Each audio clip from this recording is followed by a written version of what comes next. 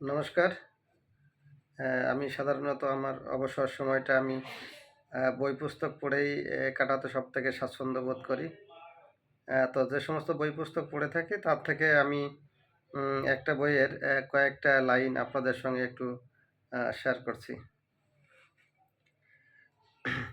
আমাদের দৈনন্দিন জীবনযাত্রা পথে আমরা গোটাকতক বস্তু সংগ্রহের জন্য প্রতিনিয়ত যত্নপরায়ণ।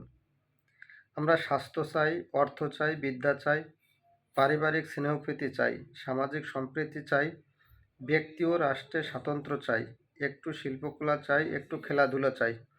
মোটামুটি এই কয়টি চাহিদাই এই ৭-৮টি বস্তুকে জীবনের সাধনীয় বস্তু বলা যায়। এই জিনিস কয়টি যদি আমরা পাই তবে সুখী হতে পারি। কিন্তু কি আশ্চর্য, ব্যক্তিগত বা সমষ্টিগত চেষ্টায় এ পর্যন্ত কেহই এই কয়টি বস্তু সুষ্ঠুভাবে সংগ্রহ করে উঠিতে পারেন নাই। স্বাস্থ্যনীতি অথবা অর্থনীতির পরীক্ষা পাশ করা যত সহজ, স্বাস্থ্য রক্ষা ও অর্থ সমস্যার সমাধান তত সহজ নয়। অর্থ উপার্জন করিতে গিয়ে স্বাস্থ্য গেল, স্বাস্থ্যের অভাবে সংসারের কর্তব্য করা হইল না, অর্থের অভাবে বিদ্যা হইল না, বিদ্যার অভাবে অর্থ আসিল না। অর্থাৎ বাঞ্ছিত বস্তুগুলো পরস্পর বিরোধী, একটিকে পাইতে গেলে আর একটি ছুটিয়া যায়। এই বিরোধী জীবনের ভিতর দুঃখ আনে। অর্জুনের দুঃখ তাহাই। অর্জুন তার সমগ্র সমাজ ও রাষ্ট্রের দাবি পূরণ করতে কৃতসংকল্প হইয়া যুদ্ধক্ষেত্রে দাঁড়াইয়াছেন। তখন আসিল পারিবারিক স্নেহের দাবি। সেই দাবি বড় প্রবল দাবি, তাহার চিত্তের তলভূমি পর্যন্ত তাহাতে আলোড়িত হইল।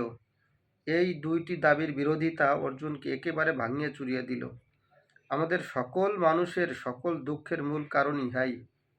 যাহার জীবনের কুরুক্ষেত্র বা কর্মক্ষেত্র যতখানি বিস্তৃত, তাহার দুঃখের তীব্রতা তদনুপাতে কম বা বেশি।